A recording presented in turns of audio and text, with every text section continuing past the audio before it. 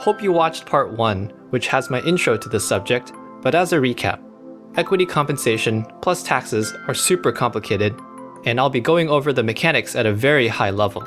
Again, I am not giving any investment, employment, or tax advice. In this video, part 2 of 3, I'm covering RSU taxes, and in part 3, I'm covering options. Let's go! During the lifetime of an RSU, it goes through 3 major events. The first is when it's granted, which is when your employer first gives you the RSU, like when you join the company. The second is when it vests. When an RSU vests, it unlocks and becomes real value in the form of a share of a company. And the last is when the share is sold, finally turning into cash. Let's dive into the taxable components of each event using an example. First, when you're granted the RSU, and let's say the share price is $40 at that time, there is no tax because you haven't unlocked the value yet. Second, when it vests, let's say at $70, you will incur $70 of ordinary income, which shows up on your W-2. This is because the company is giving you a share with $70 of value in return for your employment, so it counts as usual compensation like your wages. Finally, when you sell the share, let's say for $90, you will incur $20 of capital gains. Remember that you receive the share when the RSU vests and turns into a share, and that capital gains is on the difference between the price you sold the share at and the price you received it at. Since you sold the share for $90 and received the share at $70, the capital gains is $90 minus $70 equals $20, and the cost basis, or the price you got the thing at, is $70.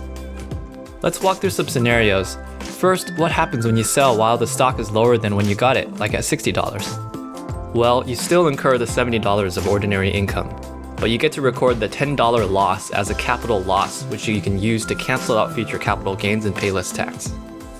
Second, what happens if you sell at the very moment you vest? Well, the sale price is likely to be very close to the price at vesting, so you will incur $70 of ordinary income and close to $0 of capital gains. Let's wrap up with 3 notes. First, you need to sell the share a year after your RSU vests and converts into a share in order to be eligible for long-term capital gains. This is because you only get the share when your RSU vests, not when you were originally granted the RSU.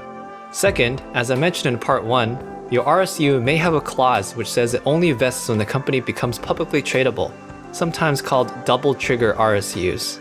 That means that in addition to the usual time condition, you have to wait until the company becomes publicly tradable for your RSUs to turn into shares. Sometimes folks use the term vesting to refer to only the time vesting part, but it really refers to all stipulations, not just time vesting. Third, the $40 share price when you were granted the RSU does not affect your taxes at all. Again, you incur ordinary income for the full price at vest, and the difference between when you sell and the vest price is capital gains. Price at grant time does not matter for tax purposes. That's all for RSUs. In part 3, I'll cover options, which are a little more complicated. See you there!